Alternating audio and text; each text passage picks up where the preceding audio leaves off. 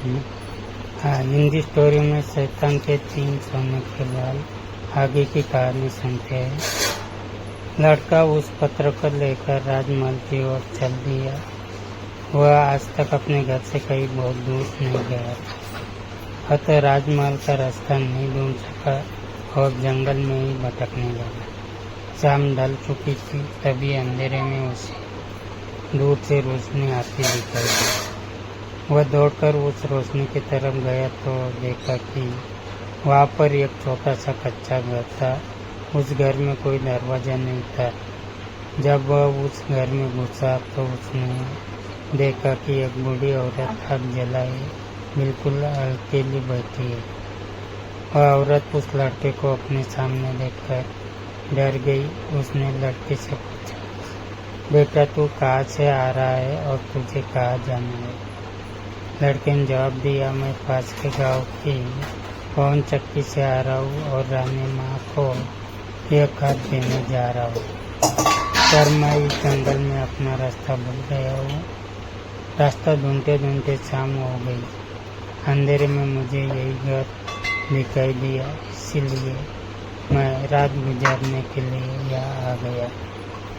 उस बूढ़ी औरत को उस लड़के पर बहुत दया आई, क्योंकि वह डाकुओं के ठहरने की जगह थी और वह बूढ़ी औरत उन डाकुओं की नौकरानी थी।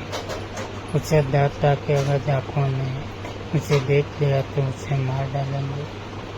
लड़के को यह जानकर पहले तो बहुत डर लगा कि वह डाकुओं के घर में घुस गया है, पर अंधेरे में कहीं और जाना भी आसान काम नहीं था और दिन भर चलते रहने के कारण वह बहुत थक चुका था। सो उसे बहुत जोरों से नींद आ रही थी। वह उस बुढ़िया के कहने पर घर के एक कोने में चुपचाप जमीन पर सो गए। आधी रात के बाद जब डाकू उस घर में आए तो किसी और को अपने घर में सोता देखकर अपनी नौकरानी पर बहुत गुस्सा करने लगी। बूढ़ी नौकरानी ने उन्हें सारी बात बता दी और वो चिट्ठी भी डाकुओं के सरदार के हाथ पर रख दी, जो उस लड़के ने उसे दिखाई थी। राजा की मोहर देखकर उन डाकुओं को उस चिट्ठी पर कुछ शक हुआ। सरदार ने बड़ी सावधानी से उस चिट्ठी को खोलकर पढ़ा तो सोते हुए उस लड़के पर उसे बहुत तरस आया। उसने उस चिट्ठी को पढ़ दिया और दूसरी चिट्ठी उसने रख दी। उस चिट्ठी में लिखा था, जैसे ये लड़का राजमहल में पहुँचे तुम इस लड़के से अपनी राजकुमारी का विवाह कर देना। ये काम मेरे वापस आने से पहले ही पूरा हो जाना चाहिए। यह खत उन्होंने उस लड़के के सामने रख दिया और सुबह होने से पहले ही डाकू वहाँ से चले गए। सुबह जब वह लड़का सोकर उठा तो उस बूढ़ी ने उससे कुछ जलपान कराया, फिर लड़का राजमहल की ओर चल पड़ा। राजमहल पहुंचकर उसने वह खत रानी माँ तक पहुंचा दिया। रानी ने जब खत पढ़ा तो उसे बड़ा आश्चर्य हुआ कि राजा ने यह कैसी आज्ञा दी है। एक अनजान लड़के से वह अपनी राजकुमारी का विवाह कर दे। खत पर राजा की मोहर लगी थी, अतः यह कोई धोखा भी नहीं हो सकता। राजा के वापस आने से पहले ही उसे अपनी बेटी का विवाह उस लड़के से कराना था।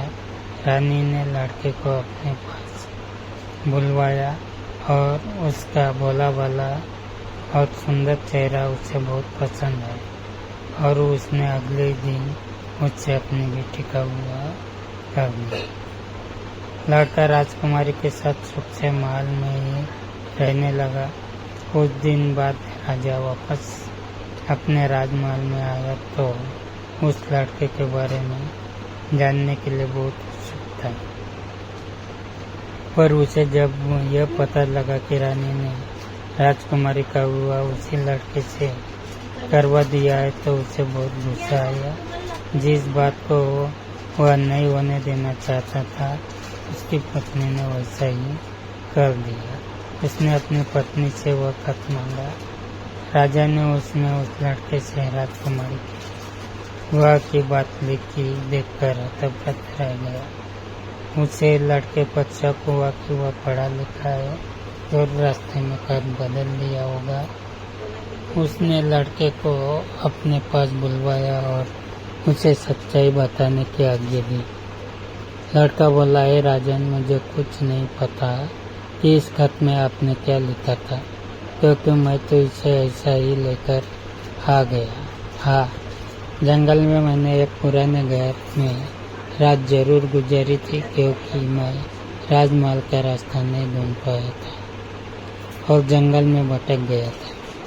राजा को उस लड़के की बात पर विश्वास नहीं हुआ। वैसे भी राजा को उस लड़के से बहुत नफरत थी।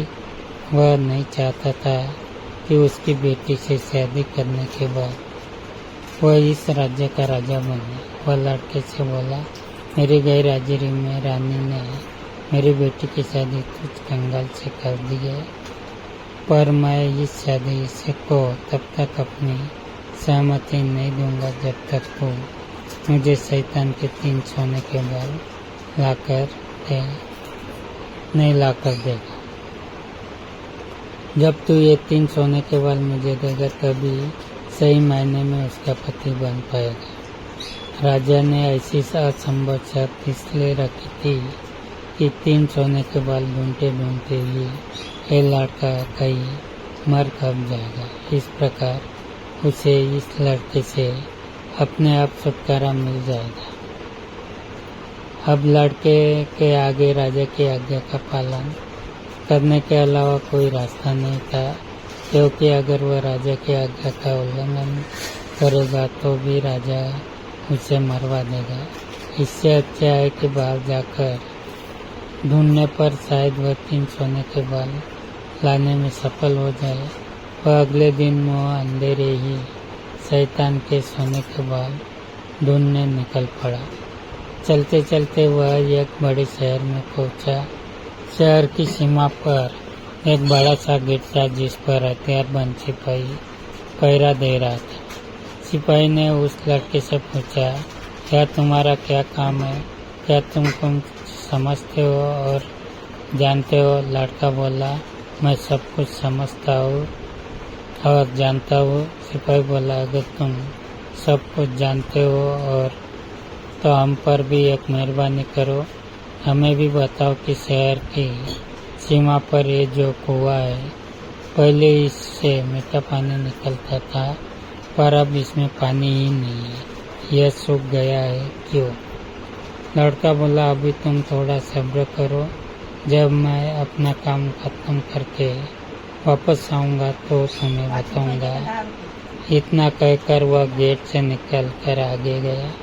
उसके बाद वह दूसरे शहर के बड़े गेट से पास पहुंचा तो वहाँ पर भी एक हथियारबंद सिपाही पहरा दे रहा था। उस सिपाही ने भी उस लड़के से पहले वाले सिपाही जैसा सवाल पूछा तो लड़के ने उसे भी वही जवाब दिया। सिपाही बोला, अगर तुम सब कुछ समझते हो जानते हो तो कृपा करके मुझे इतना बताओ कि इस शहर की सीमा पर जो सेब का पेड़ लगा है उसमें पहले सोने के सेब लगते थे, पर अब यह पूरी तरह सूख गया है। अब इसमें पत्तियां भी नहीं लगती, ऐसा क्यों? लड़का बोला, थोड़ा इंतजार करो, अपना काम पूरा करके आने पर इसका जवाब तुम्हें बताऊंगा। इतना कहकर वह आगे चल दिया और चलते चलते तीसरे शहर की सीमा पर पहुंच गया तो वहाँ पर एक बड़ी सी नदी थी, जिसमें एक छोटी सी नाव थी और एक नाविक उस पर बैठा था। नाविक ने उससे पूछा, तुम यहाँ क्यों आए हो और यहाँ के बारे में क्या जानते हो? लड़का बोला, मैं सब कुछ जानता हूँ। नाविक बोला, अगर तुम सब कुछ जानते, समझते और जानते हो तो कृपा करके मुझे बताओ कि आने जाने के इस काम से मुझे छुटकारा कैसे मिलेगा? लड़का बोला, इस सवाल का जवाब मेरे पास वापस आने पर ही तुम्हें जरूर मिलेगा, पर पहले तुम मुझे नदी पार कराओ। इसके आगे की कहानी अगले भाग में सुनते हैं।